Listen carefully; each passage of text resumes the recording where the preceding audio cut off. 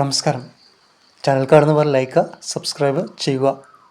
Uttarakhand gold cup cricket ടൂർണമെൻറ്റിൽ കേരളത്തിന് തകർപ്പൻ വിജയം. ഇന്നലെ നടന്ന മത്സരത്തിൽ കേരളം നേപ്പാളിനെ 15 റൺസിനാണ് തോൽപ്പിച്ചത്. ആദ്യം ബാറ്റ് ചെയ്ത കേരളം 50 ഓവറിൽ 7 വിക്കറ്റ് നഷ്ടത്തിൽ 331 റൺസ് എടുത്തു.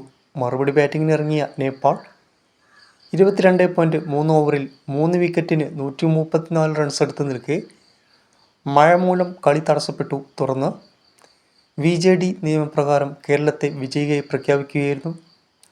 കേരളത്തിനു വേണ്ടി സെഞ്ചുറി നേടിയ അഹമ്മദ് ഇമ്രാനാണ് player of the match. Keralam 50 ഓവറിൽ 331 എന്ന നിലയിൽ നേപ്പാൾ 22.3 ഓവറിൽ 134 3 വിക്കറ്റിന്. മഴ മൂലം VJD നിയമപ്രകാരമാണ് കേരളം ജയിച്ചത്.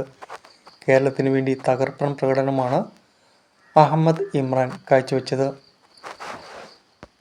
106 പന്തിൽ നിന്നാണ് 2 സിക്സും 12 ബൗണ്ടറിയുമടക്കം ഇമ്രാൻ 122 റൺസ് എടുത്തത്. അസറുദ്ദീൻ 55 റൺസും ഷോൺ റോജർ 19 റൺസും എടുത്തു.